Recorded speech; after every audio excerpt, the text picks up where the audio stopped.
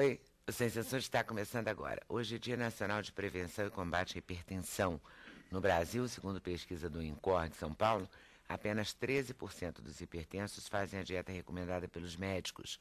A Sociedade Brasileira de Cardiologia promove um alerta à população em mais de 50 cidades com a campanha Eu Sou 12 por 8, Eu Quero Viver Mais. Vamos conversar com o cardiologista Marcos Vinícius Bolívar Malaquias sobre a prevenção e o combate à hipertensão. Dengue é o nosso assunto com o infectologista Edmilson Migovski. Só no Rio de Janeiro já são mais de 64 mil casos de dengue. Embora seja uma das doenças mais estudadas no mundo, a dengue faz vítimas em mais de 100 países. O ator Heriberto Leão vai falar com a gente sobre a peça Mecânica das Borboletas. Um desafio duplo para ele, já que a peça conta a história dos irmãos gêmeos Remo e Rômulo. Heriberto também vai contar para a gente o personagem dele na próxima novela que ele vai fazer, que é o remake de Guerra dos Sexos. Vai falar um pouco da vida também, né? Vamos conhecer a música do cantor Daniel Chaudon, ou Chaldon, você decide, né? Ele já ouviu tantas vezes errado o nome que ele nem mais se importa. O primeiro disco solo dele, Me Conta Uma Música, tem a participação de amigos como Maria Gadu, Martinalha. A gente vai conferir hoje o trabalho dele. Para a realização desse programa, contamos com a participação de vocês, nossos debatedores fixos, por telefone, por fax, por e-mail ou pelo Twitter. Alguém tem que colocar o microfone no Heriberto, tá? Só para avisar. Eu coloquei já sozinho. Ah, já está? Já, rápido. Como assim? Foi mágico? A sua equipe é mágica. É mesmo? É. Você entrou sem microfone? Você está com cefinha? Não. Ele me deu toque, ó, tá ali de baixo. Eu peguei, você já mesmo botei plugou, aqui. né? Eu nem botei muito bem não, na verdade. Não botou mesmo assim, não. Ele é tipo um pregador de roupa, sabe? Eu ele botei tem que funcionar como pregador de roupa. Eu cheguei em cima da hora. Aliás, é uma definição engraçada, né, para pronto. Microfone. Como é, tipo um pregador de roupa? Mas aquele outro a gente chama de sorvetão. Aquele que a gente segura. Parece sorvetinho, menos mal, né? Tá tudo bem. Edmilson Migovski, eu começo por você, porque a gente sempre fica muito horrorizado, e todo ano a gente faz a mesma matéria, né? Não é? Você já deve ter dado dezenas de entrevistas esse ano falando sobre dengue. Escrevi artigos falando, porque assim... Pois é, a gente não sai do lugar nisso, né? Não sai. E assim, o que eu percebo, assim, quando você não tem epidemia, não é por competência, não, é por sorte, ou de um tipo novo não está surgindo, agora surgiu, né? Agora, a epidemia agora surgiu por quê? Porque surgiu o vírus tipo 4. Né? Então, pegou toda a população vulnerável. Esse é o último vírus que vai circular, né? Assim, já circulou o 1, 2, o 3 e o 4. O último que a gente conhece. Não, só tem 4 mesmo. Só tem 4? Tem esses 4. Ah, que bom. Você acha, então, que estamos chegando ao final da epidemia? Não, né? ao final, talvez para nós, que somos adultos, já tivemos, às vezes, dengue 1, 2, 3, até 4 vezes. Mas as crianças que nasceram agora, elas estão vulneráveis a todos os tipos de vírus. Então, dengue passa a ser uma doença da infância, quando ela faz parte do dia a dia daquela população. Então é curioso que quem vai adoecer serão as crianças e cá entre nós, né, Leda, as menos culpadas dessa história toda, né? Quer dizer, quando eu não faço a minha parte, quando o governo não faz a parte dele, quando você não faz a sua parte, quem vai sofrer as consequências disso serão as crianças, porque elas não têm competência, capacidade de arregaçar as mangas, cair no quintal e sair buscando os focos, até porque 90% dos focos eles se encontram na casa das pessoas. Pois é, eu li também sobre isso esses dias. É incrível isso. Então é uma falta de comprometimento da população. Né? E aí a população precisa ser orientada, precisa ser liderada. Mas orientada, ela tem que se empenhar também, né? Tem que se empenhar. O governo também tem, não vamos culpar só o que eu a acho população. Assim, é uma questão de educação. E educar, você não educa sem sequência e frequência. Tem que ter uma continuidade. Nós tivemos algumas campanhas desastrosas. A campanha atual até estou gostando mais. Tipo assim, dedique 10 minutos para o combate à dengue, né? Vem se falando mais. Mas antes era dia D, lembra? Dia D de combate, ou seja, só hoje. Eu dizia, não, é D de década. Ou você combate por uma década a fio, ou você vai ter a cada verão contabilizando morte. Isso é muito chato. Né? A gente não pode se acostumar com morte por dengue. Eu digo que meia morte por dengue é muita morte. Né? Porque mesmo você tendo uma atuação perfeita no que tange ao tratamento médico, ainda assim você pode perder pacientes. Eu mesmo tive uma vivência dentro da universidade, uma criança, filha da secretária, eu dei o diagnóstico de dengue na sexta-feira, o orientei, no domingo a criança continua agravando, internei no hospital, com todo mundo muito qualificado, no Instituto de Pediatria da UFRJ, a criança continuou piorando apesar da abordagem, internou no CTI na segunda-feira à noite, e teve uma hora que eu já não podia fazer mais nada, a não ser rezar. Eu tinha feito tudo, né? E agora esperar. A criança sobreviveu. Mas chegou num mas que tensão, chegou num hein? momento que eu não podia fazer, já estava no meu limite. Mas E por com quê? tudo, porque tem gente que se comporta mal, tem gente que o vírus se comporta de uma forma mais agressiva, né? Às vezes alguma doença de base. Esse menino... Você ainda pega uma pessoa que está mais fragilizada Mas esse menino também, é né? saudável, foi a primeira vez que estava tendo a doença, ele nunca tinha tido dengue antes, né? Por outro lado, meu filho está com dengue hoje. O seu? Hoje levei para o hospital, dei diagnóstico de dengue, está com dengue hoje. Mas está com dengue brando, está tranquilo, fez um exantema, fez uma febre, mas tem aquela pele pintadinha de vermelho, um pouquinho de dor de cabeça, um episódiozinho diarreico de nada, eu fiz os exames, tá, mas não está com plaqueta baixa, não está hipotenso, está lá, está bem, está se hidratando, e eu estou monitorando.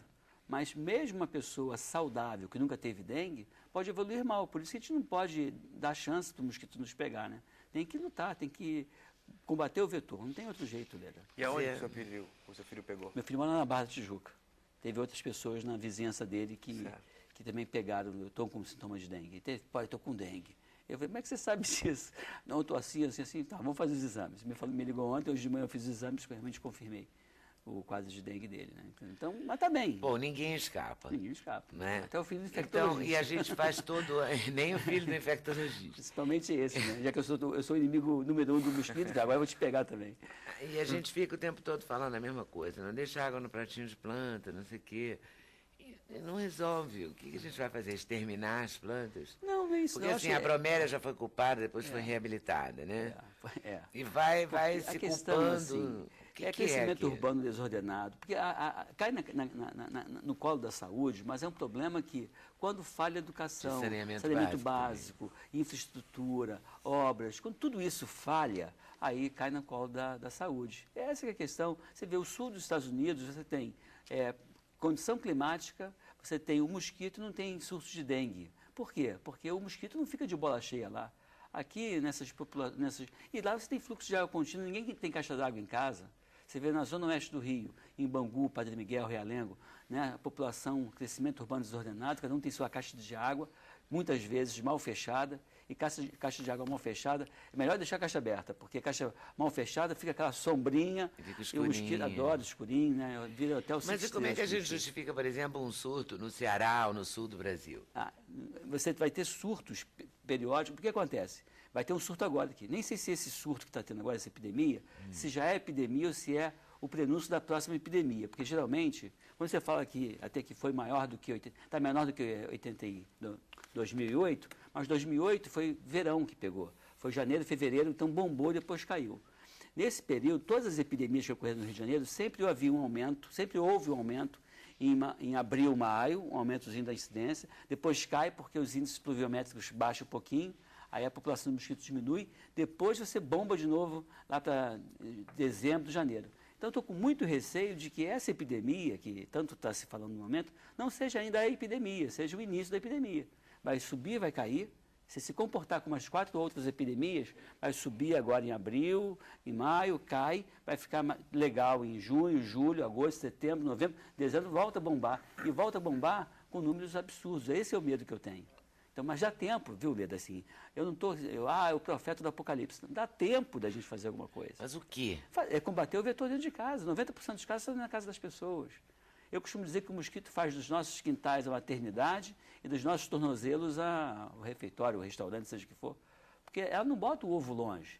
Ela bota o ovo na parede de algum recipiente que ela tem esperança, né, entre aspas, de que o nível da água alcance. É por isso que é muito relacionado com o índice pluviométrico. Baixou a chuva em junho, julho, quase não chove, os reservatórios onde ela colocou o ovinho na parede daquele pneu, na parte de dentro, se a água não atingir o ovinho, o ovo não desenvolve. E pode ficar ali o ovo por 500 dias ou mais. E tem um agravante. Aquele ovo que vai dar origem a uma fêmea já pode vir, entre aspas, contaminado de fábrica. Já posso ter uma fêmea que nunca picou ninguém com dengue, já surgindo, em cerca de 10% dessa cria já vem contaminada. Então eu posso ter um reservatório natural do vírus, que não sou eu, não é você, porque o vírus ele não dá uma doença crônica. E vai, 4, 5 dias você fica curado. Bom, se todo mundo estiver curado sem dengue, de onde vem dengue? Né? Vem do ovo. Que o ovo já pode estará no pratinho da planta, no pratinho da planta, na garrafa caixa PET, d'água, na caixa d'água, no pneu. no pneu. Entendeu? Assim, você vê isso direto.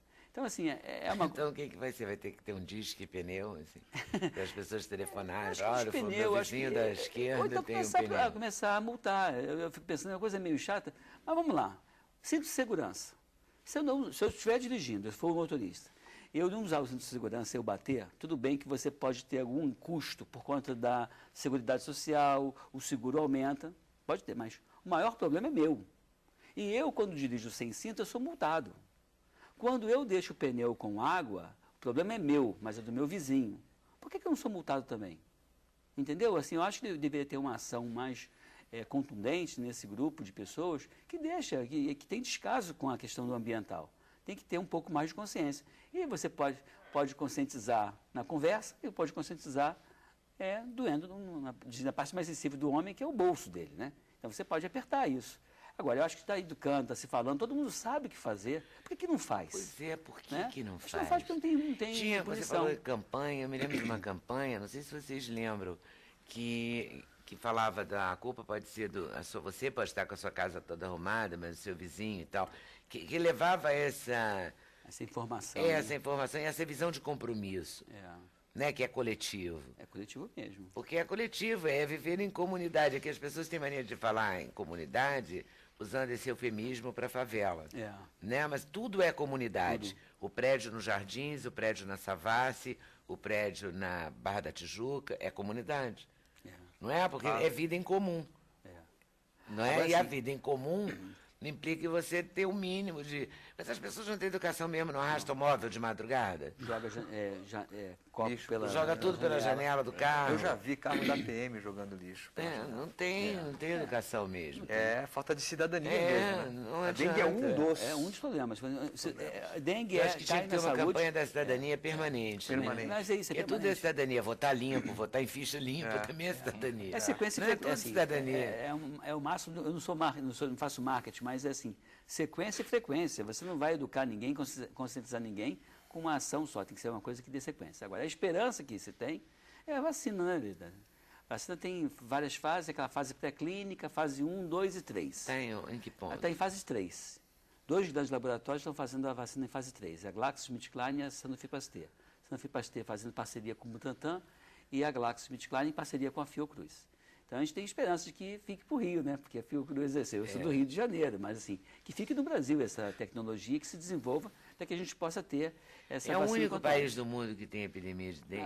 Não, assim, o Sudeste Asiático tem epidemia direto. Mas o que é o Sudeste Asiático? Não, Tailândia, aqueles países ali daquela região. Ali tem muita coisa. China. Então você tem condição climática. Se você fosse Mas pegar... áreas rurais mais até. A rural é até urbana, porque o mosquito urbano, ele vai onde tem gente. Se você pegar aquela faixa um pouquinho acima da linha do Equador e abaixo, todos aqueles países são afetados. Ou poderiam ser afetados. O sul da Grécia tem eventualmente casos de dengue. Agora, você não ouve falar por quê? Porque existe coleta de lixo, fornecimento de água regular, a população é mais orientada. Existe uma condição socioeconômica que favorece, dificulta o desenvolvimento do mosquito, entendeu, Lélia? Então, a gente sofre um pouco disso. A dengue é a doença do descaso, entendeu? Não é porque o clima é quente, porque chove muito, bobagem. Tem um monte de lugar que o clima é quente, chove muito e não tem dengue, né? Tem que comprometer as pessoas, é dificílimo isso. Né? Porque é uma questão de educação, né? Você começar do... E você não educa de uma hora para outra. É construção, educação é construção. Nós já estamos nessa história desde 86, né? Se Não bobear, o Daniel nem era aprendemos nascido. ainda. Se bobear, nem o Daniel era nascido nessa época. Daniel, você 86. nasceu quando? 81. 81. Era menino. Era um garotinho. Então, assim, desde aquela época, você tem 30 anos, né, com esse negócio. 86 já tem quase 30 Todo anos. mundo sabe o que tem que fazer. Todo mundo. Olha, não As existe campanhas são nenhuma outra doença, assim. repetitivas. Uma, São até chatas, Chatas, hein? Lá porque é vem a a mesma campanha da coisa de novo, dengue. mas ninguém faz. e não só sabe tudo, a população sabe tudo, como os médicos sabem muito bem dengue, sabe todas as complicações, como se desenvolve. Até agora a gente não tem um medicamento para dengue, né? Agora, assim, a gente está em uma fase boa. Aquelas só coisas uma assim que a notícia- gente usa quando usava, pelo menos antigamente, quando eu ia acampar, dizia, toma vitamina do complexo B, né? Porque o mosquito não gosta. A gente já fez e algumas não sei o experiências com quê. o plexo B, o mosquito não está nem aí. O mosquito Ficou da dengue não vitaminado, tá nem aí, porque a gente não é mordido quando... Gostou também. Gostou. Ele gostou? A gente fez isso. Mosquito safado também, olha né? só, Vamos combinar. Mas olha só, a fêmea, assim, se você soltar ela lá na ponta da sala, do estúdio, ela vem até aqui, ela vem muito rapidamente em você. Tem sensor de calor, de gases que você exala, de CO2 que você exala. Que nem pernilongo mesmo. E ela é interessante porque ela gosta do ambiente escuro.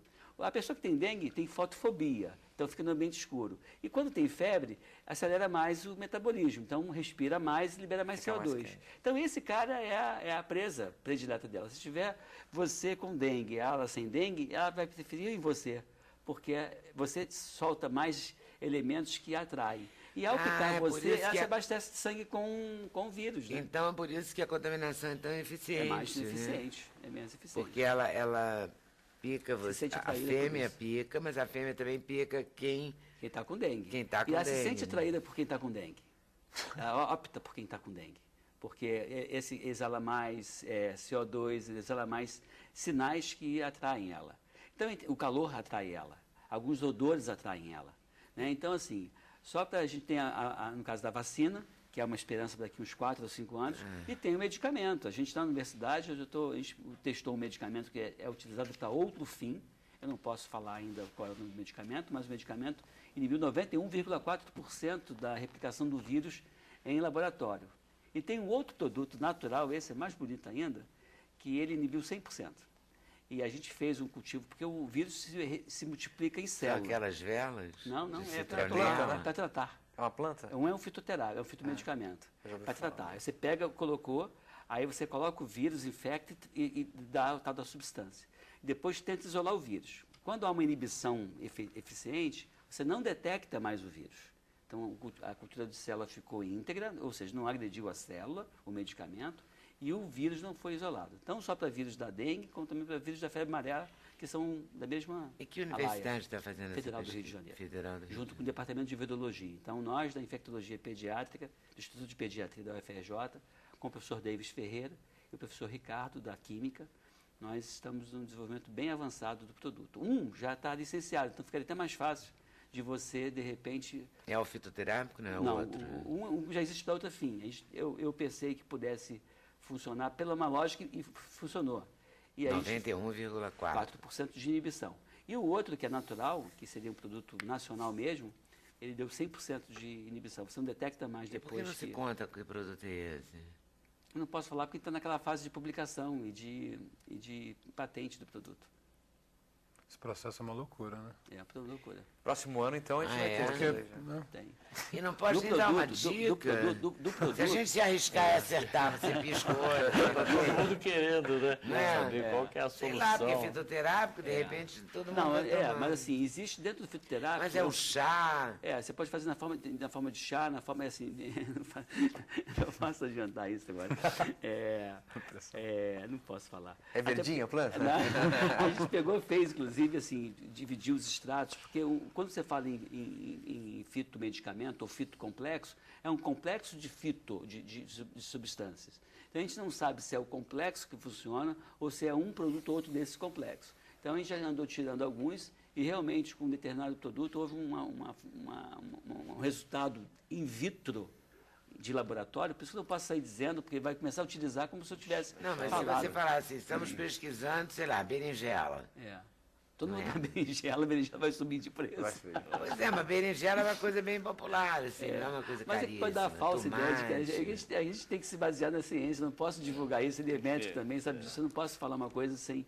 Inclusive, porque esse produto que inibiu 91,4%, eu estou naquela fase de testar, ver se ele interfere com a agregação plaquetária, que eu não sei, para ver se ele tem alguma toxicidade hepática, que eu não sei. Porque se tiver toxicidade hepática aumentada, se tiver mexer com a agregação da plaqueta, eu não vou poder fazer em pacientes com dengue. Mas ele faz, ele é um produto para outra doença? Para outra doença. Então seria o efeito colateral dele que... Seria um efeito a mais que ele tem, porque eu já tinha visto que ele funcionava com alguns vírus.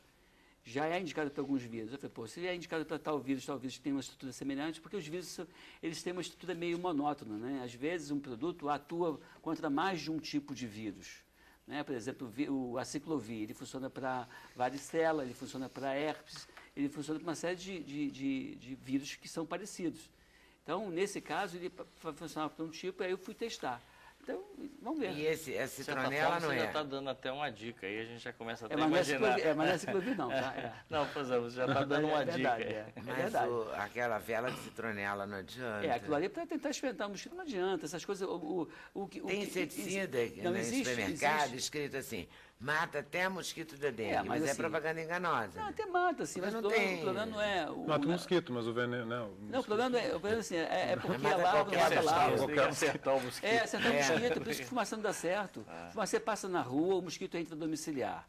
O fumacê passa durante o dia, o mosquito durante o dia quer ficar dentro de casa para ficar fora do sol, porque ele não gosta do sol. Entendeu? Então, assim, ele fica O atrás mosquito também é Ele temperamental, temperamental. Né? Ele gosta de escurinho, não gosta de sol, gosta de gente piscina. com metabolismo. Uma piscina que seja na sombra. Ele gosta mais de uma caixa d'água mal fechada do que uma piscina aberta.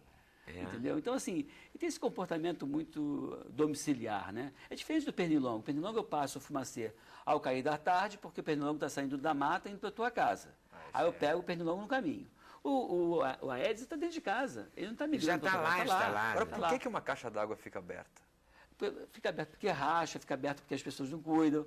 Aí quando tampa, às vezes tampa com plástico. Aí o plástico faz aquela barriga, acumula água. E o mosquito tem um pronto, detalhe. ele adora. Ele não gosta de buracos ou coisas naturais. Foi feita uma pesquisa recente que o cara fazia aquelas sapatas no chão para poder botar o alicerce. Você não encontrava mosquito em sapata. Ele gosta de lugar que ele possa botar o ovo na parede. Ah, tem aquela poça d'água na rua. A gente não tem. Vai ter pernilongo, não vai ter o mosquito Aedes. Porque o Aedes ele gosta de botar o ovo não na água. Ele bota o ovo na parede do recipiente. Então, esses recipientes ditos não naturais são os que ele mais gosta. É urbano, né? Cheio de Ele é urbano. pneumonia. Podia usar esses Mas ele é helicópteros cheio de, né? de ele é maldade marrento. que fiscalizam o IPTU. Ele é para um isso. mosquito marrento. né? Ele é marrento. Né? Podia usar esses helicópteros que fiscalizam obras nas coberturas para cobrar mais IPTU e mais valia para fazer isso, porque eu acho que isso é muito mais importante Importante. agora do que mas isso. o Porque o ali que- você constrói uma coisinha e no outro dia o O cara que já fiscaliza a obra rende dinheiro Rende. para a prefeitura. Matar o mosquito não rende. não gasta dinheiro. Nem vota, E deve gasta ter gente dinheiro. que deve gostar de E não ter esse rende gasto, voto, né? porque já está todo mundo acostumado, né? Não, e você tem que gastar o dinheiro. É. Não, e outra coisa, às vezes Gastar, eles aquele gostam município que teve mais casos acaba, em alguns casos, recebendo mais dinheiro. Quer dizer, Então, exatamente. então, Tem uma combater- indústria aí também por trás combater que se dengue pode- interessa por isso, né? Combater a dengue pode não ser uma vantagem tão grande assim. Entendeu? Que perversidade. Então, por isso que, assim, tá Mas na é mão bem da população. possível, né? É bem possível. É bem razoável o raciocínio. É. Eu conheci um médico uma vez, eu fui fazer uma filmagem num hospital, eu me esqueci o nome dele, eu não sei o que da dengue, que ele falou que ele tinha uma solução para dengue que não era aceita porque o Estado não quer perder esse filão, entendeu? E o lucro causado pela dengue. E era um Era cara o- meio maluco assim, mas era era o- médico mesmo. Mas é o e do gente FRJ boa. ou não? Eu acho já que era. entrevistei É gente ele, é assim. dele o Não, produto? Não, ele também é de virologia. É o que? O Ele é dele- famosão, ele é famosão. Ele fazia a questão da armadilha para mosquito. é esse? Armadilha, é ele mesmo. É o Mallory. É isso aí, então, e aí? Ele é do departamento também, mas não é ele que tá eu estou fazendo trabalho com Mas ele é outro- bacana, esse cara, Ele é né? gente boa, gente boa. E ele falou, quer dizer, eu não posso falar que ele disse, mas sei lá, alguém disse que tinha uma indústria aí que não tinha o menor interesse aquela nisso. A né? armadilha é bem interessante para você servir como monitoramento. Até existe isso no site, você consegue armadilha para mosquito. É bem legal. Pode não ser efetiva para acabar, mas é interessante para você monitorar. Aham. Pra saber se está tendo ou não mosquito da dengue naquela região. É muito interessante. Aham. Eu acho que ele já veio aqui, inclusive. Porque eu me lembro de uma Mallory. pessoa Ele é falando muito engraçado. Ele é muito é engraçado. piauiense. É. Ele Ele é ele incrível. bem- Falou pra muito. falar Meio bem no professor peito, falar. Pardal, assim, né? É, esse mesmo. Ele mesmo. Bom, ideias tem, pesquisa tem, mas falta isso tudo vir à tona oficialmente. Então é preciso que a gente se movimente. É verdade. Né? Na casa da gente, cada um. E o pior que não é uma vez só, né? É cotidianamente, porque o mosquito é dinâmico esse processo, né? Não basta, não, mas a faxineira veio ontem, né? Quando se ela só vem daqui a 15 dias, Aí já deu tempo. você tem que ser ela nos Uma próximos semana o 14 mosquito já pode dias. se desenvolver. É. Intervalo, a gente volta já já, sem censura, no programa da TV Brasil.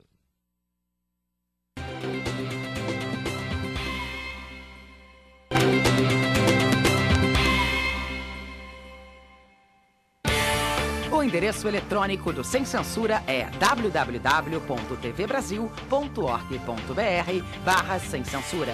Para participar do programa, o e-mail é semcensura@tvbrasil.org.br. No Twitter, acesse twitter.com/scensura. Telefone 0 operadora 21 2283 3000.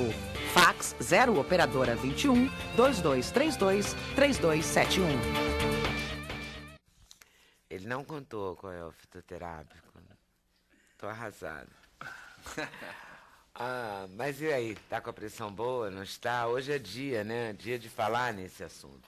E também é outra questão. Todo mundo sabe que não deve se empapuçar de sal. Não é? Eu sei que não é só o sal, sabe, mas não todo mundo sabe. Aí você vê amigos seus que estudaram, tem várias universidades, pós-graduado. A comida vem para a mesa, ele pega o prato e joga o sal antes de provar. Eu fico impressionado de falar, você nem provou, não, mas não tá, nunca tem o sal que eu preciso. Verdade. E o grande problema do sal é que a maioria da sabe. quantidade de sal ela já vem nos alimentos e as pessoas ainda colocam mais. Aí a gente não sabe. Porque verdade. quando a gente olha o rótulo de um extrato de tomate, molho de tomate é uma coisa que me encanta, assim.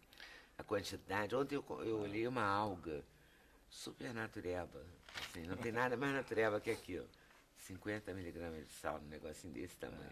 E aqueles temperos prontos, né? Esses cubozinhos já de tempero. Tempere o seu feijão, que seu todo arroz, mundo tudo com adora, aquela porque não química tem pra você ver não que tem que espetáculo. preparar tempero, então já vem pronto aqueles cubos. O Brasil é um dos maiores consumidores desses temperos prontos, né? Veneno puro. Aquilo é sal, porque na verdade o sal é o tempero mais barato que existe. Já foi caro no passado, né? Tanto que a palavra salário vem de sal, né?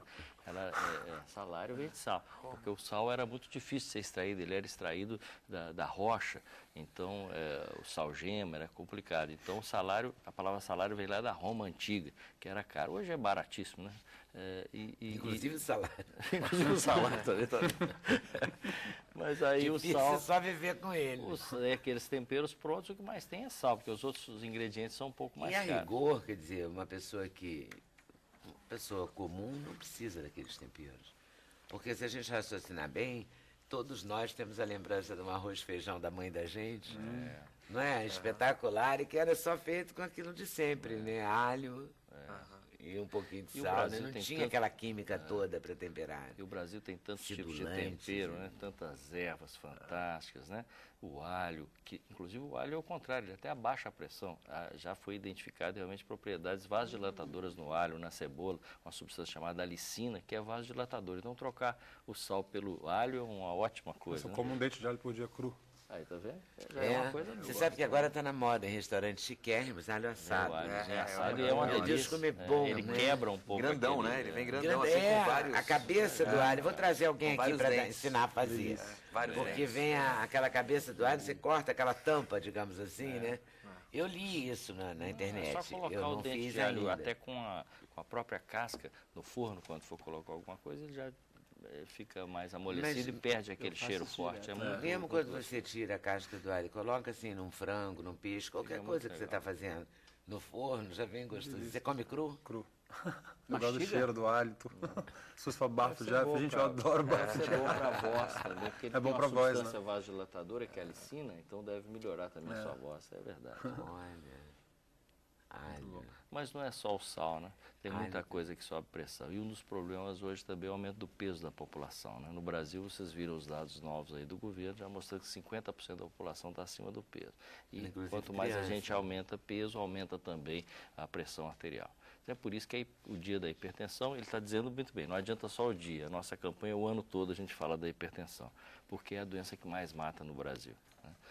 A hipertensão atinge mais de 30% da população adulta e é a principal causa dos males que mais matam o brasileiro, que na verdade matam em todo mundo.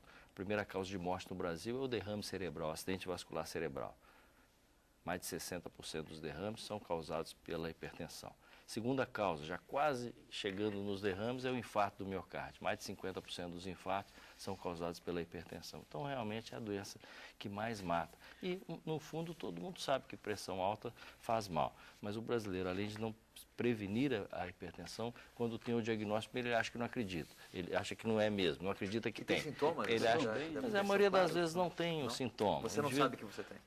Não tem. Ele pode trazer uma dor de cabeça, pode trazer um sangramento nasal, um cansaço, mas a maioria das pessoas não sente nada. E quando mede a pressão, e na verdade a pressão tem uma grande variabilidade, nós temos que medir mais vezes para ter o diagnóstico, a pessoa não acredita. Eu estou nervoso hoje, eu estou meio chateado, não acredita. Então não faz o tratamento. E se faz, faz por algum período e depois para. Então, a adesão ao tratamento, ou seja, o controle dessa grande população de hipertensos, 40 milhões de brasileiros que têm hipertensão, é muito baixo, é pífio. 10 a 20% só dos brasileiros que têm hipertensão têm a sua pressão controlada. E daí tanta doença, tanta morte cardiovascular e morte precoce. Os dados aí da Organização Mundial de Saúde falam que nos países em desenvolvimento, ou os emergentes como o Brasil, a maioria dos infartos ocorre nessa faixa entre 49 e 69 anos, quer dizer, 45 e 69 anos, quer dizer, a faixa mais produtiva da população, né? Então, nós estamos morrendo dessas doenças e morrendo precocemente disso. E o controle da hipertensão poderia salvar muitas dessas vidas. O que você acha assim, que seria o pulo do gato para o controle da hipertensão? Primeiro é o que a gente está tentando fazer, educação em saúde. A pessoa conscientizar que é uma doença simples, de diagnóstico relativamente simples, medir a pressão corretamente, com a técnica adequada, se tem dúvida, mede de novo e se conscientizar. Mas dá para fazer uma beça, porque antigamente a farmácia media a pressão. Né? Aí não foi a Anvisa que proibiu? Não, a Anvisa até proibiu. Pode medir. Hoje a gente tem até preconizado aí que essa coisa... Também não tem lugar nos hospitais públicos para a pessoa, ninguém vai enfrentar uma fila horrorosa para medir a pressão, né? Mas só se estiver no sufoco, passando mal já. Mas hoje a gente tem até estimulado as pessoas a medir pressão em casa. Você gosta daqueles aparelhos? Gosto. A gente tem estimulado. Mudou. No passado os médicos detestavam aquilo. Hoje a gente já fala para medir mesmo. Talvez um dos piores lugares para medir pressão é no consultório. Porque pressão no consultório tem gente que fica... do jaleco branco. 25% das pessoas têm a pressão mais alta no consultório, chamada hipertensão do jaleco branco. Eu já até vim aqui uma vez falar do contrário, da hipertensão mascarada. Tem gente que é o contrário, tem hipertensão, mas chega no consultório, fica calminho, aí a pressão abaixa. Então, quer dizer... Você olha, oba, um médico, né? Pá, relaxa. Então, hoje nós temos estimulado as pessoas a terem, assim como você tem uma balança em casa, você tem um termômetro. Porque não tem um aparelho de pressão, não precisa ser um para cada pessoa, um para a família, um para o grupo familiar. Hoje estão muito baratos esses aparelhos. É claro que deve comprar um aparelho. Deve comprar um aparelho validado, é bom para a gente não fazer propaganda, perguntar ao médico qual é o aparelho que é bom, que existem muitos bons. Eu sempre sugiro comprar aqueles de braço e não o de pulso. De cada 10 aparelhos eletrônicos que são vendidos, 9 são de pulso. Né? Existem bons de pulso, a gente também não vai acabar com todos eles, mas a maioria dos que são de braço são mais confiáveis. Mas de braço é aquele que a gente tem que fazer assim? Mas ele é eletrônico, aperta o botãozinho e ele já mede lá. Eles são menos, o design é menos atrativo, né? Que aqueles de pulso são também não faz propaganda, porque a gente recebe pela internet dezenas de... qualquer casa de produtos, assim, tipo... Vamos falar uma que não existe mais, assim... Qualquer casa tipo Mesbla, assim, que vende produtos de várias coisas, de prato, a não sei o quê, a televisão e a bateria, telefone celular, televisão e não sei o quê, vende também o aparelho de pressão, esse tipo de casa que eu estou dizendo, né? Só para não falar as marcas. E são muito baratos, mas ninguém faz o comercial sobre isso de braço. Porque eu nem sabia. 90% dos que são vendidos são os de pulso. Então sabe que a população prefere aquele. E esse de braço tem casa de produtos médicos? Não, o mesmo lugar onde você vai comprar o de pulso tem o de braço também. Mas aquele não é tão bonitinho, não é tão pequenininho. Então as pessoas levam aquele que tem um design mais atrativo. E as fábricas fabricam mais também dos outros, que sabem que vende mais. E por que esse de braço é melhor que o de pulso? É porque o de pulso ele sofre uma variação em função da altura do braço. Então, se eu medir a pressão aqui ou aqui, ela vai dar uma variação. E o braço está no mesmo lugar ali, né? Então, ele já fica na altura do coração, onde é o local ideal.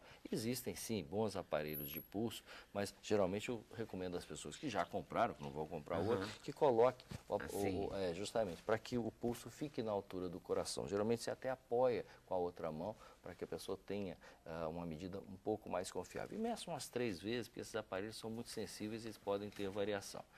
Então, nós temos preconizado que as pessoas meçam a pressão mais frequentemente.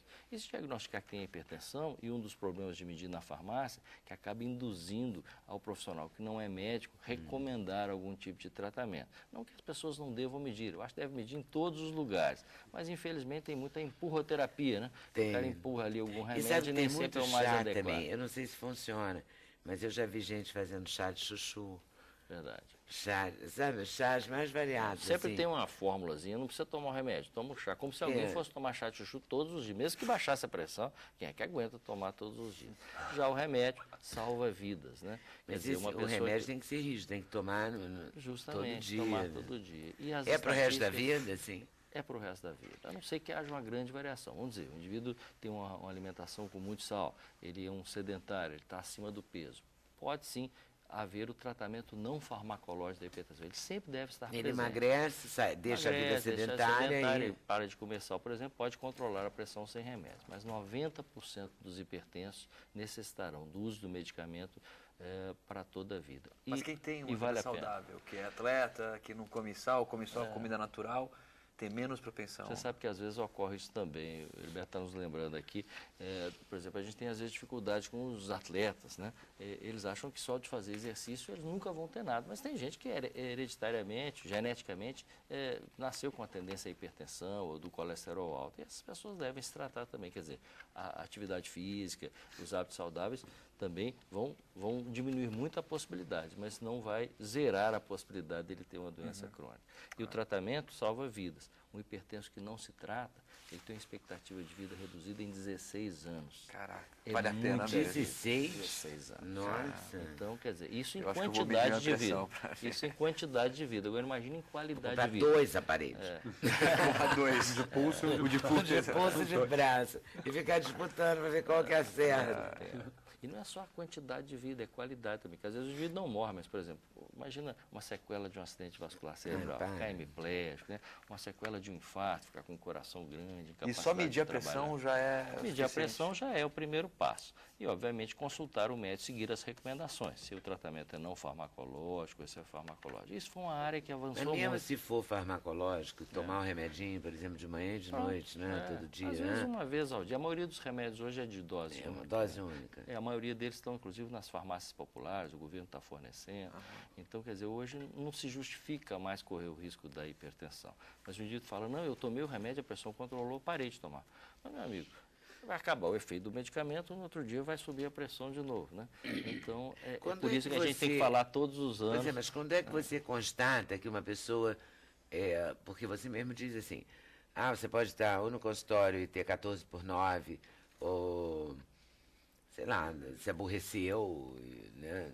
Sei lá, pode ter um aborrecimento, subir a pressão, acontecer uma coisa. Mas quando é que você determina que uma pessoa é hipertensa?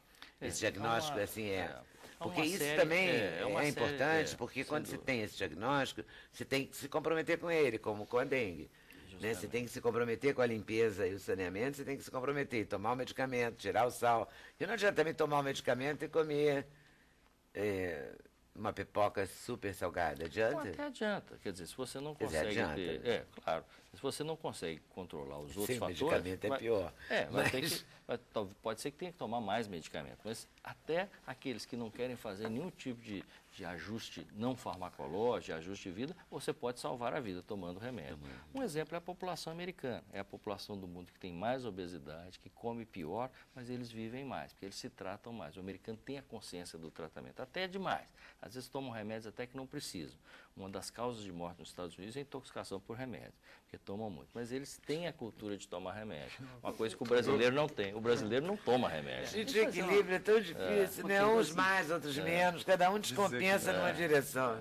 Mas, assim, uma dúvida que eu tenho. A pessoa tomou um remédio, você prescreveu uma droga só para aquele paciente. Ele não, vou botar o cinegrafista. Tomando remédio. Aí ele vai.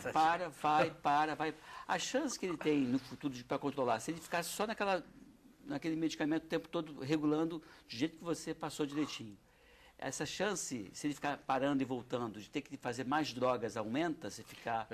A sua dúvida é bastante pertinente e nos ajuda até a explicar. Quer dizer, a continuidade do tratamento é tão importante quanto o diagnóstico, porque já tem estudos mostrando que a variabilidade da pressão, tomou um tempo, parou, ela é tão nociva quanto manter alto. Né? Esse vai e vem. Vários estudos, aquelas pessoas que controlaram alguns períodos do estudo e que pararam o estudo, morreram da mesma forma, tiveram, vamos dizer, eventos não fatais, tanto quanto aqueles que não controlaram. Então, o importante é controlar e manter por toda a vida. Tomar um comprimido por dia, a maioria dos hipertensos tomará um comprimido ao dia. São raros aqueles que tomaram 2, 3 ou mais medicamentos. Por que as pessoas resistem tanto ao tratamento? Porque não tem sintoma? Porque, por exemplo, eu já vi empregadas domésticas que são hipertensas falarem: eu não posso tomar direito o remédio, porque o remédio fornece na farmácia popular. Ou então é muito barato. É verdade. Na verdade, né? Mas ela não pode tomar porque ela fica 3, 4 horas no ônibus para ir voltar para casa. Daí dá vontade de fazer pipi. Porque o remédio é meio diurético, né? Não, são conceitos. Obviamente, colateral dele é por isso que o efeito, quer dizer, a gente pede que meça a pressão em todo local, mas a orientação do tratamento tem que ser com o médico, né? Porque o médico vai ter que analisar todos esses fatores. Às vezes você usa um remédio barato, mas ele traz mais efeitos colaterais. Um dos grandes problemas da adesão do tratamento é o medo do efeito colateral. Por exemplo, o homem tem medo de ter ação na sexualidade. Tá, todo remédio me traz problema sexual. Não é verdade, os remédios novos não trazem esse problema. Mas se algum dia ele falhar, a culpa vai ser do remédio. Mas os remédios novos são entregues na farmácia popular? Tem remédios na farmácia popular que não tem esse efeito. Obviamente, então tem remédio A e remédio B? Tem remédio de todo jeito. Né?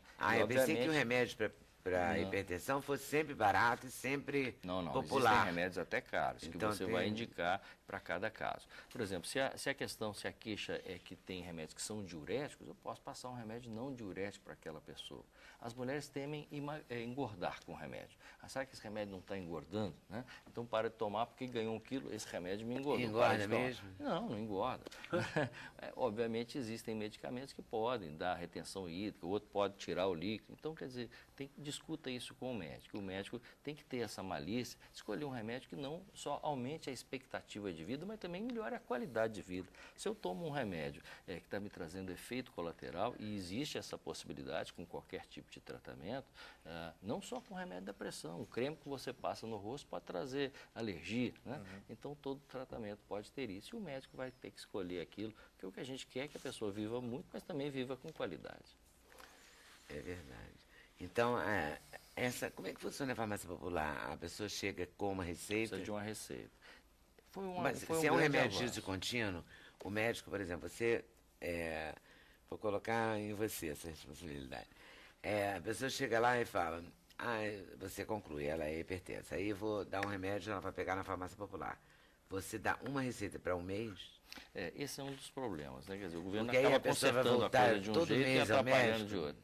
A farmácia popular, a receita vale para 4 meses. Então, na verdade, tem alguns gargalos. Então ele chega na farmácia, ele vai lá, se cadastra, às vezes ele chega, o computador está fora do ar, aí tem que voltar, então é complicado. Mas bom, cadastrou e ganhou o remédio, ele ganha para 30 dias, ele só pode voltar lá para receber a outra caixa exatamente com 30 dias. Não deveria ser assim, porque às vezes aquele dia a pessoa não pode estar lá. Então, frequentemente, ela passa 1, 2, 3 dias sem tomar o remédio, porque não deu tempo de ir na farmácia popular, ou porque chegou na farmácia, a fila está grande. O sistema caiu. O sistema caiu, então ele passa alguns dias sem tomar remédio. Ele não pode comprar, falta 2 dias para acabar a caixa do remédio, eles não pode fornecem. Pegar. E outra, com 4 meses, a receita já não vale mais. Vai marcar uma consulta com 4 meses aí no posto de saúde. Ele não consegue. Então, quer dizer, por que não dá e dá direito às coisas, né? Nós conversamos isso no governo, temos nos reunido com a Anvisa, temos nos reunido com o Ministério, tentando sensibilizá-los, mas tem tanto técnico, tem tanta gente para dar palpite, tem tanta história que acaba. Melhorou. Quer dizer, estão dando remédio, mas precisa desburocratizar um pouco, né? Dar uma agilidade a gente mesmo nisso, no consultório, o indivíduo às vezes ele não precisa voltar com 4 meses, né? Ele não precisa voltar com 4 meses, ele pode voltar com 6 meses, o hipertenso controlado, volta com 6 meses, volta com mais tempo, mas ele tem que voltar para pegar a receita. Aí os pacientes ficam ligando: doutor, me dá a receita. Não existe receita sem você ver o paciente. Então, quer dizer, aí o governo nos força a fazer uma questão que está contra o nosso código de ética, que é fornecer uma receita para o indivíduo que eu não examinei, que eu não assisti. Então, são alguns problemas. Mas eu acho que o importante, com todos mas esses aí tem que fazer entraves, mais reunião, então, para resolver isso. tem que resolver a nossa sociedade. Porque isso é uma de questão cardiologia. séria. Quer dizer, justamente. às vezes, quando a pessoa... Porque a pessoa que vai na farmácia buscar um remédio, porque é gratuito também, ela não tem dinheiro para ir várias vezes, né? Justamente. Então, o dinheiro da condução Verdade. pesa. Pesa. Essa é a verdade, né? E como pesa, então devia facilitar, quer dizer, a pessoa poder pegar antes, porque às vezes ela tem uma coisa para fazer ali perto. Não precisava ser tão rígido, né? Verdade. 30 dias. Isso é mais inteligente, né? Deve ser Dá um crédito de confiança, mas né? a gente acredita que mais que isso é a educação em saúde. Por isso que a gente está... Posso falar um pouquinho da campanha? Pode, A diga. campanha Eu Sou 12 por 8, né? Quer dizer, essa campanha tem a participação, inclusive, de artistas. No folheto aqui está a Paloma Bernardi, tem aqui a Natália do Vale, tem o Bel Marques lá do Chiclete com Banana, o Samuel Rosa lá do Skank, Lázaro Ramos, Carolina Ferraz, o Caio Castro, a Natália Guimarães. Alguns dos artistas, tem muito mais gente participando, nos ajudando a levar essa mensagem de saúde para as pessoas, de que a hipertensão é a doença que mais mata no Brasil e a gente quer que as pessoas vivam mais, né? Então, quem quiser, entra no site aí, www.eusou12por8, tem toda a rede social, Facebook, Orkut e também o Twitter, no qual a gente está levando mensagens aí. O Vitor Belfort também gravou uma mensagem para a gente, dizendo a luta dele, dessa vez, contra a hipertensão, né? Ele que é um lutador, então está nos ajudando a lutar contra a hipertensão.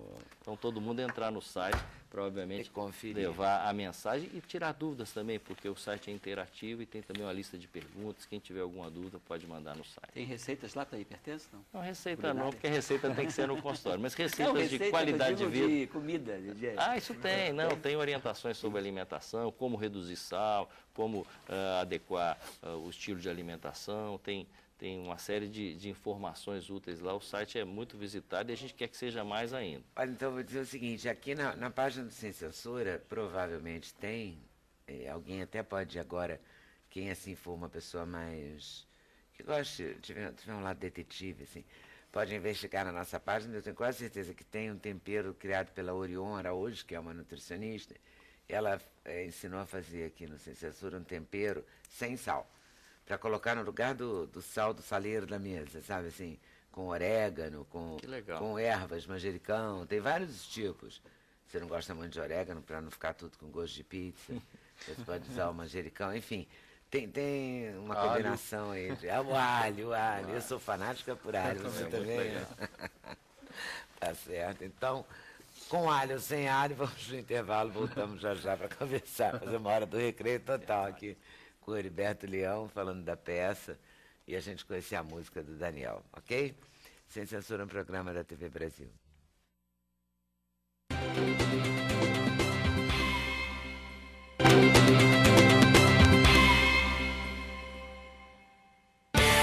O endereço eletrônico do Sem Censura é www.tvbrasil.org.br/sem censura.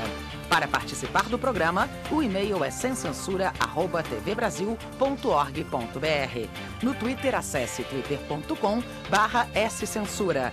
Telefone 0 operadora 21 2283 3000.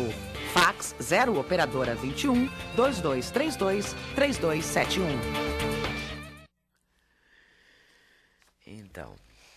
Então vou agradecer ao André Dias, da Globo, a liberação da presença do ator Heriberto Leão aqui no Sem Censura. André. Muito obrigada.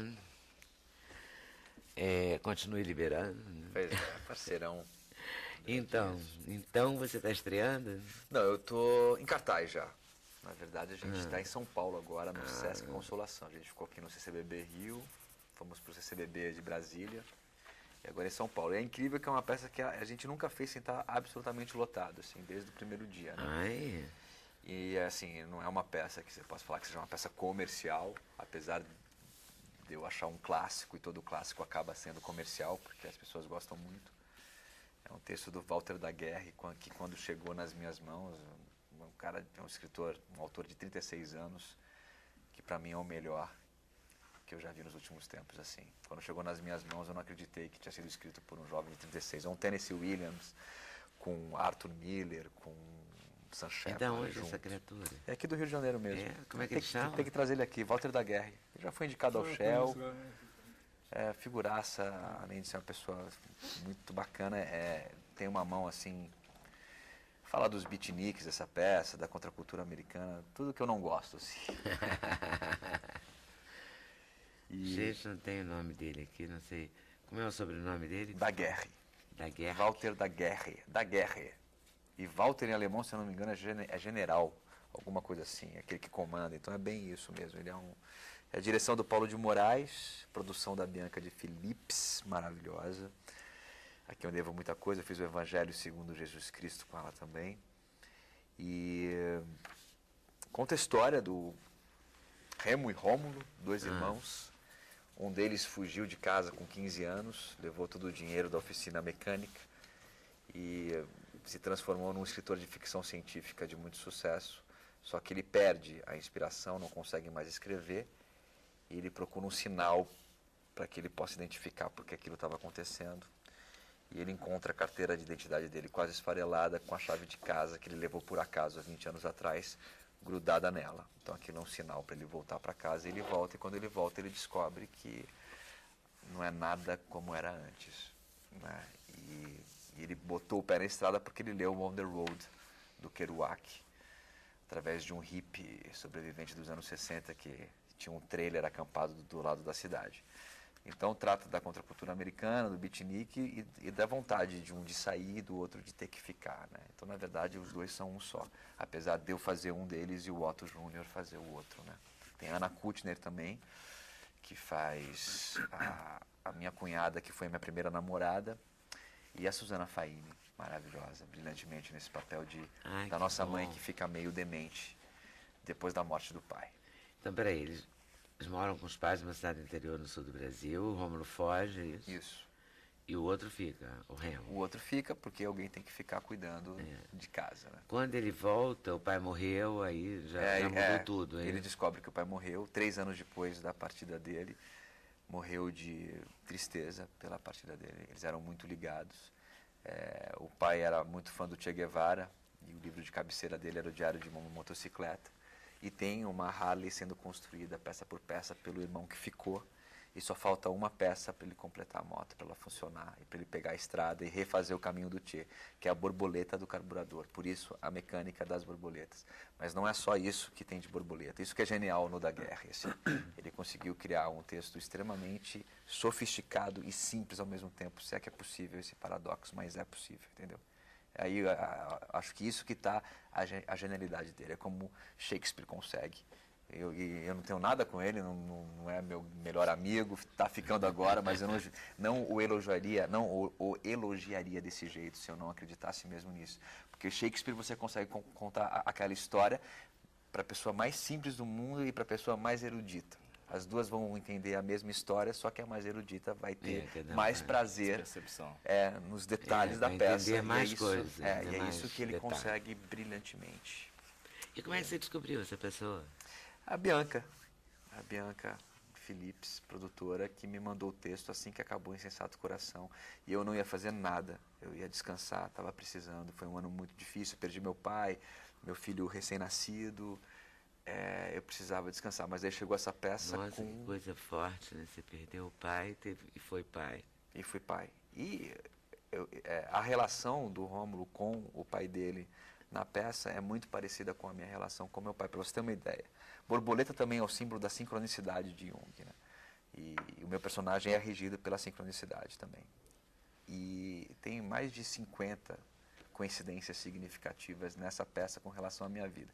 Dá para fazer um programa inteiro só sobre isso, de quão incrível isso é mesmo. Parece assim, os meus amigos acham que eu escrevi isso junto com ele, entendeu? Ninguém acredita que esse texto chegou na minha mão. Para você ter uma ideia, o meu pai e eu fomos para Cuba uma vez. Meu pai era muito ligado ao Che também, assim como eu. E nós tivemos uma semana muito incrível juntos lá e tivemos um momento muito mágico na Praça da Revolução, que tem não é uma escultura, é uma arte, uma pintura do Che gigantesca, assim. Né? E o meu pai amava o Diário de Motocicleta, e eu também, eu tenho moto. E no final, o meu personagem encontra, eu estou aqui contando o final, encontra esse livro. E o que está escrito no livro era o que meu pai sempre me falava, o que o Walter escolheu para Tá ali. E é como se ele estivesse reencontrando o pai naquele momento, porque o pai escreveu aquilo naquele livro dentro da caixa de ferramentas. Então, assim, você fala, não é possível ser uma coincidência isso aqui. Isso aqui é uma coincidência significativa. Então, é uma sincronicidade. Tem uma frase, e eu vou fazer essa peça. Tem uma frase do analista que diz, né, toda coincidência demais, todo analista desconfia. Tem alguma coisa, né? Tem alguma coisa além disso. E hoje não é mais uma questão da psicologia isso, né? Porque Jung que desenvolveu essa teoria mais profundamente, né? Tem a ver com a física também quântica e com um empirismo mesmo, a observação, né? Não preciso de ninguém para me falar se isso é real ou não. Eu sei que é, porque quando acontece com você, você percebe e você fala, não, existe alguma coisa maior, que é um mistério.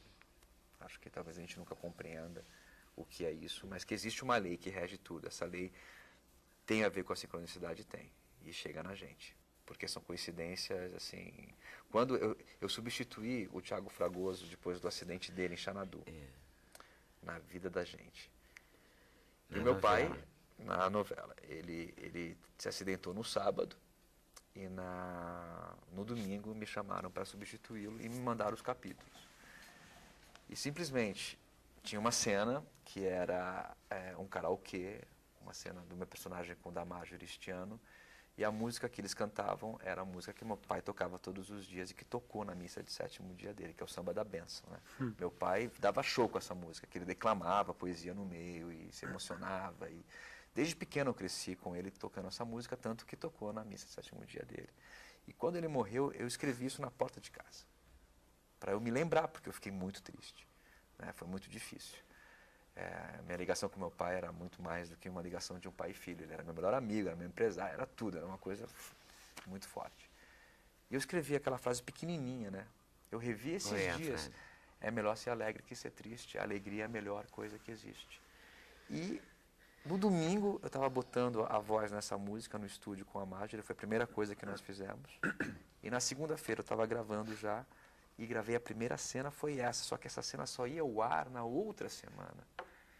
E já tinha cena que iria ao ar na quarta-feira. Não tinha o porquê. Mas a gravação começou por ela. Mas não tinha. Sem explicação. E era uma externa, assim. Loucura. E assim, e foi uma novela que me fez muito bem. Eu fui muito feliz. Eu fiquei só um mês fazendo o último mês. Mas foi de uma plenitude e de uma resposta do público e de todo mundo assim que eu não acreditava. Então assim, meu pai falou assim, é melhor ser alegre que ser triste, esse é o Samba da Bênção, vai nessa que você vai ser abençoado que eu estou contigo. Foi isso que eu recebi, entendeu? Que eu fico até arrepiado, porque só eu sei o que eu senti quando eu estava no estúdio olhando para a Marjorie cantando a música que para mim sempre vai ser a música do meu pai, entende? Então, e essa peça, A Mecânica das Borboletas, segue essa mesma sincronicidade. E aí quer mais uma? Assim, quer mais uma? Ele saiu de casa no dia 16 de junho, o pai morreu no dia 16 de junho, e quando ele descobre isso, ele é um escritor, ele fala, pô, isso não é um dia qualquer, isso é do Walter. É uma data mágica, Bloomsday. Tudo acontece no mesmo dia, 16 de junho. É o dia que é comemorado o aniversário não, o festejo de um livro, né? Que acho que é o único feriado que existe por conta de um livro do James Joyce, que se chama Ulisses. No dia da estreia da minha peça, eu fui convidado pelo Jorge Fernando para fazer um personagem chamado Ulisses, em Guerra dos Sexos. Uau, entende? Baby, entendo. Tem muita coisa aí, né? O meu pai Não sei se eu entendo tudo. Eu também. Eu também não entendo. Mas no mínimo é bonito, entendeu? E mesmo que não fosse, mesmo que fosse uma coincidência, eu acho que cabe a nós transformar tudo em arte, qualquer coisa. Então você vê uma pintura dessa, mesmo que não fosse, transforme, porque aí a tua mente acredita nisso.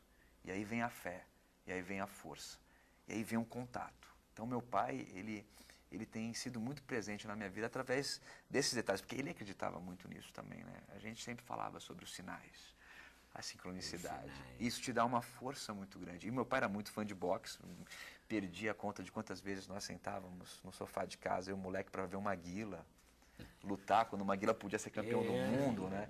E meu pai sempre falava, O campeão não é o que bate mais, é o que aguenta levar mais porrada. Leva isso pra tua vida, sempre. Né? E meu personagem começa apanhando na novela, como qualquer herói, né? Qualquer jornada, e pretendo transformá-lo num campeão do mundo. Né?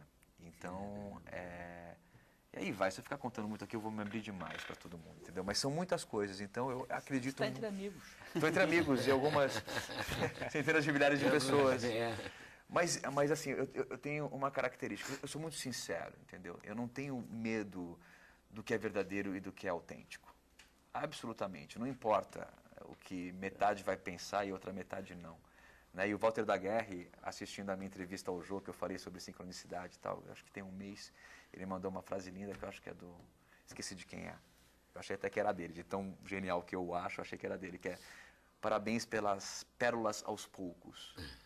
Porque a gente fica com medo de pérolas aos porcos, né? Você fala assim, pô, não tem que falar determinadas coisas. Não, tem que falar sim, cara, tá dividido. Ok, que metade do Twitter vai achar o cara é um louco, o cara fuma, o cara faz aquilo, porque, pô, que bom que existem esse 50%, porque tem o outro 50% que sabe o que a gente está falando. E é com eles que a gente vai, até para transformar os outros que não entendem isso ainda. Porque a vida não é tão racional desse jeito. Ela tem um mistério, e esse mistério me encanta. Por isso que eu faço arte. Muito bom. Não é? Muito bom. Você é muito sincero, eu acho isso muito legal. Ah, sou mesmo. Sempre fui, vou mudar agora. Por quê? Por quê? Isso é Já tudo enfiaram real. que- É real. E assim, quando eu fazia o Zeca de Paraíso, teve uma cena que eu enfrentava o touro que havia me derrubado e me deixado paraplégico, e eu enfrentaria dentro de uma arena com uma trucagem de câmera. E eu pedi para não ter trucagem. Eu entrei com um touro, lá o bandido assim, e toda a cena, se quiserem botar no YouTube aí, assistam, toda a cena desse enfrentamento sou eu com ele o tempo inteiro. Toda vez que o touro faz assim, com a pata, para me atacar, eu estou ali de verdade. Porque eu era o personagem. Eu entrei com respeito, com amor e autoridade do personagem. E eu, com esse personagem agora, com o Ulisses, eu estou treinando com o Raf no Vidigal, que é o professor do Malvino, que me deu a primeira aula. Eu estou muito sério lá e treinando muito. Eu te garanto que no meio da novela eu já vou estar em condições de lutar com qualquer um de verdade. Agora acabou a novela, eu não vou ter mais essa condição. Igual, se aparecer um touro agora, eu saio correndo, entendeu? Agora, se eu tiver de Zeca, se tiver com personagem, eu faço. E o meu objetivo com o Ulisses Agora é isso. estamos no momento Ulisses. Ulisses.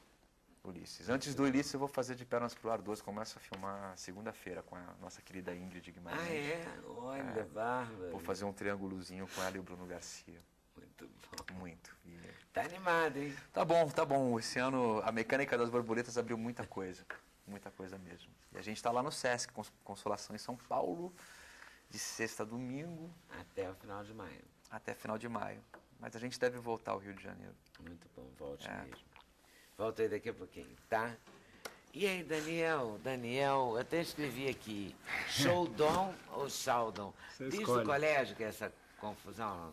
Desde o colégio? Nossa, com certeza. Ou desde a rua, do prédio, você é da onde, Brasília? Desde a quadra? Desde as quadras do colégio. Era sempre isso. Você nasceu em Brasília? Estou falando com brasiliense?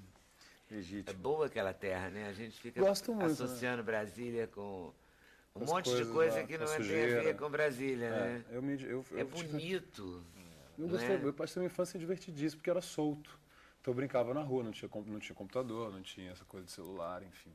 Então era uma infância muito de rua mesmo, né? Subir árvore, jogar, enfim. E falando nisso, um lugar muito místico, né? No Planalto Central do Brasil. Alto Paraíso, eu fui muito pra Chapada, né? Meu pai mora lá.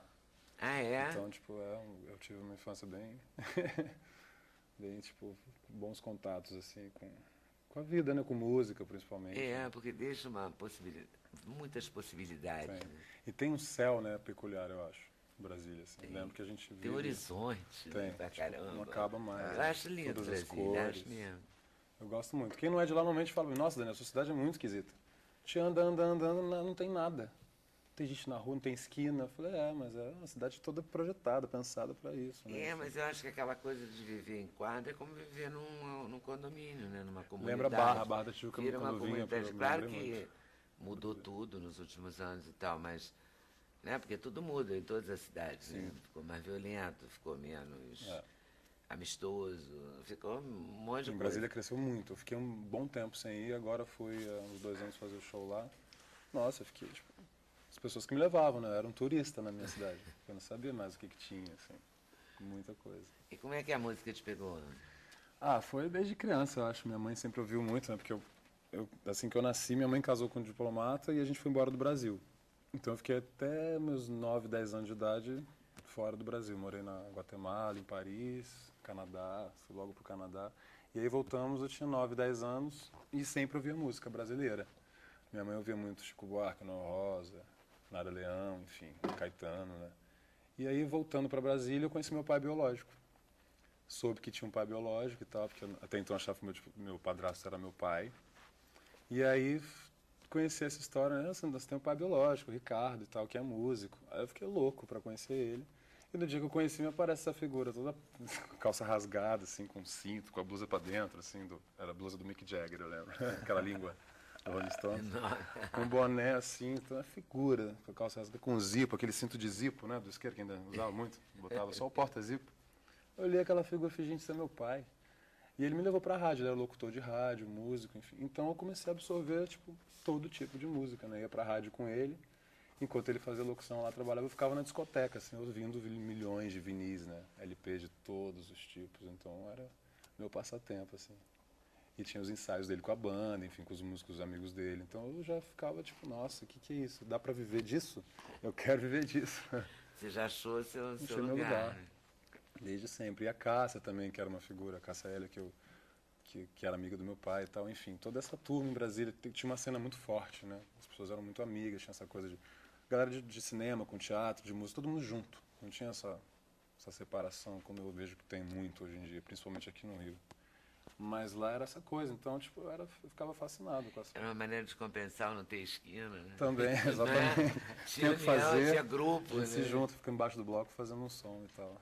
Então sempre foi muito natural pra mim, sempre foi, tipo, na veia mesmo, né? Sempre teve presente bastante. E aí vim pro Rio em 96, com 15 anos. Aí vim morar com a minha avó aqui, aí cantei em igreja, fui pra igreja, estava muito rebelde, aí fiz um encontro de jovens com Cristo. Não era católico, aí eu fui pra lá e tal, minha avó falou, não, vai lá que vai adiantar alguma coisa, você vai ficar mais calmo. E aí fui para esse encontro, né? É um fim de semana que você fica, né? Lá em Ipanema, no colégio Notre Dame. Fiquei 2 dias e aí... E as pessoas falam, não, você vai encontrar Jesus, vai te encontrar, calma. Eu ficava, que hora que eu vou encontrar Jesus aqui? E eu ficava lá mal-humoradíssima, e vinha aquelas pessoas cantando as músicas de Jesus, e eu, nossa, que saco isso aqui. Só que teve um momento que realmente, teve um momento da missa, que tem a missa toda, uma coisa super das velas. E teve uma música que me pegou, assim, tinha uma música específica que me pegou, chama Noite Traiçoeira, até aqui. Marcelo Rossi gravou, que é Ainda se vier, noite traiçoeira, se é cruz. E essa música me pegou, assim, na hora, assim, tava tão na defensiva, e de repente, quando eu me vi, eu tava ali por causa da música. Então eu passei a frequentar a igreja por causa muito da música, assim. Especificamente eu ia para cantar, né? E para ver as pessoas com a cor da igreja, todo mundo cantando, né? Eu ficava fascinado com a força da música mesmo, né? Tipo, não importa a oração, não importava para mim, né? Eu ficava observando isso, essa força que as pessoas, a fé que acontece ali, né? Com a música rolando, assim, as pessoas ali ouvindo, cantando, pedindo, orando, enfim, tudo que elas quiserem. E aí eu falei, não, gente, eu não tenho mais nada a fazer nesse mundo, a não sei cantar mesmo. Porque... E como que a música permeou tudo, né? É. Né? A música que a sua mãe levou, que era certamente... Desde sempre. Eu via na barriga, ela falava. Meio ancorador dela, né? Ela viajando pelo mundo, mas a música brasileira servindo de sempre. Amparo. Aí chega em Brasília o pai o outro rock and lado roll, dessa história figura. total, né? Assim. E o padrasto ouvia música Meu padrasto também? ouvia, tocava samba, tocava violão muito bem, fazia sarau em casa. Olha só, tudo Então ficava... levava. E eu tinha que dormir cedo. Eu falei, não, tem um monte de gente tocando aí, vou ficar dormindo. Aí eu ia escondido, tomava vários esporros, mas ficava embaixo da mesa, assim, escutando, ouvindo, assim, super... Muito bom. Nossa, ouvindo, né? Sempre ouvia Walkman na época, né? Cassete e tal, tinha vários. Até a igreja foi a música, né? Muito. A E as pessoas me perguntavam, você é oração. católico, você tem que fazer primeira comunhão? Eu falei, não, gente, eu vou à igreja por causa da música. Mas você é católico ou não é? Eu falei, acho que não. Talvez seja, não sei, fui batizado, mas não escolhi. Não pude escolher, ó, não quero ser batizado, gente. Mas é a música, eu acho que a música, pra mim, assim, pessoalmente, é a minha religião maior, sabe? E olha só, ele vem aqui no Sarau. Tem né? o Sarau e tem o meu aí, e o Sarau é o projeto que a gente tá lançando também aqui. Vem aqui no dele, ó. A Primeiro figura, filho. olha a figura. Figura boa. E saiu esse E ano aí vem primeiro. aqui, e você tá nesse projeto também. E esse projeto a Universal Music lançou Aqui, ó, juntamente com mais eu. Aí tem a Thais Alvarenga, o Gugu Peixoto, o Fred Sommer, o Tony Ferreira e o Auro Gandu. Outros amigos, parceiros, queridos. E é um projeto onde cada um interpreta 2 canções autorais. E aí esse clima foi gravado num estúdio, no Leblon, onde eu gravei também meu disco, que é um estúdio de gravação, enfim. E a gente fez esse cenário meio, tipo, como se fosse um apartamento da gente, entendeu? E a gente ficou lá, gravou e virou esse DVD e CD. E o meu disco, o primeiro. A figura do cara. Muito bom. do Johnny Cash. E aí você tá fazendo show? Tá tocando Tô. por aí? Esse é o primeiro, Opa, né? obrigada, que Imagina. bonitinho. Esse é o primeiro, tá chegando, chegou agora em março nas lojas, né? E depois de 30 anos gravei o primeiro, finalmente. Já tava assim, super, que saco, música, que difícil. É uma profissão muito difícil, né? É uma carreira muito árdua. As pessoas, né? Fiz o programa, né? Teve um programa que eu fiz em 2004, chamado Fama, da Globo. Então tive essas experiências muito malucas, né? Você sai de um programa, você entra Você no... tem experiência benção, né? Tem, Uma graças pessoa a assim, com Deus. essa carinha. É. Né? A pessoa nasceu do dia mesmo, já tá aí cantando Antônio. Gostei, cara. Nômade. Vamos ouvir, Daniel. Ou Chaudon ou Chaudon? Chaudon. Como Todo é mundo fala o... Chaudon, mas o todo certo, mundo- o correto é Chaudon, Chaudon. francês. Né? Chaudon. Chaudon. Tem essa coisa francesa de Chaudon. Mas aí foi isso, fiz o Esse programa. sobrenome vem da mãe ou vem do pai? Da mãe, do meu avô. Do da seu parte- avô materno. Materno. Tá certo. Intervalo, a gente volta com o Daniel, acompanhado do Cláudio. Cláudio Bess, Que gravou comigo o disco que também. gravou o disco junto com ele. E a gente aproveita e vê o clipe da peça do Heriberto Leão. Combinado? Sem Censura, um programa da TV Brasil.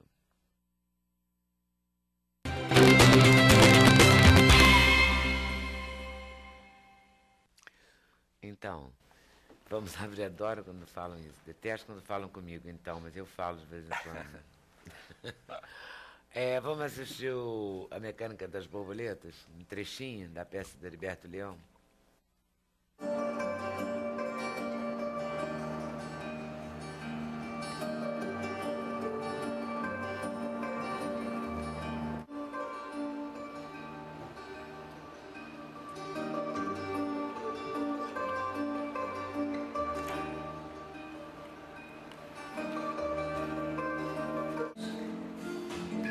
Al otro lado del río.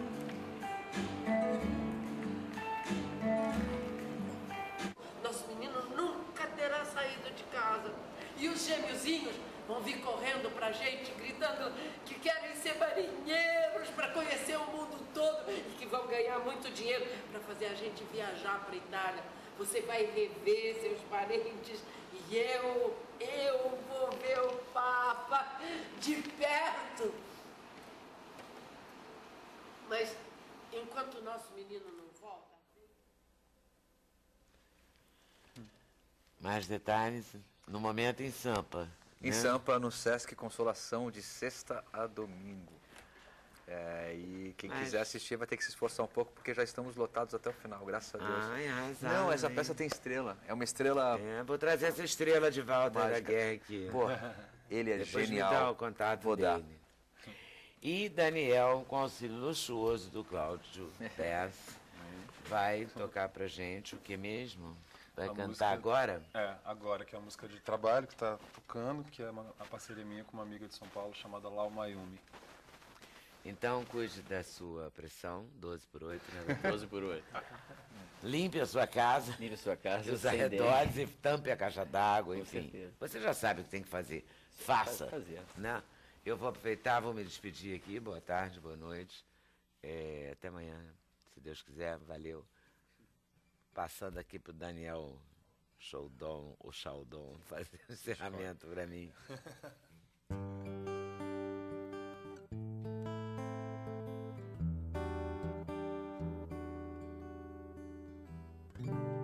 Anoiteceu um minuto por vez. Nossa noite se fez e agora nenhuma estrela no céu de vinil que gira. Ontem já foi, o amanhã não chegou. Amanheceu agora. Me deixa fazer o café, abrir e fechar o jornal, arrumar a cama e calma. Me conta uma música, que o dia já está lá fora, mas pode esperar.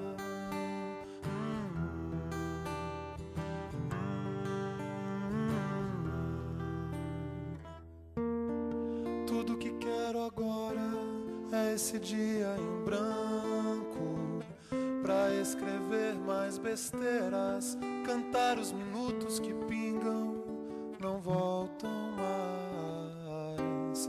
Que bom é saber que eu não tenho nada mais. Que o agora é onde quero chegar. No agora é onde quero chegar. Me deixa fazer o café, abrir e fechar o jornal, arrumar a cama e calma. Me conta uma música, que o dia já está lá fora.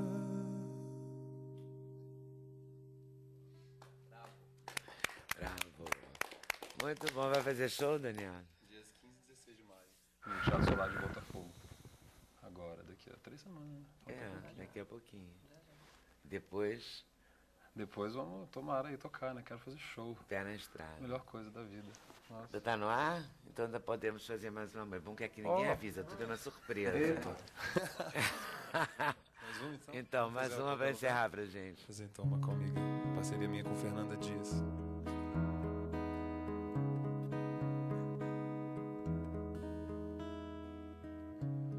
Ao menos a dor podia aliviar esse nó na garganta que só faz secar qualquer resto que reste do resto de nós, e as lágrimas tantas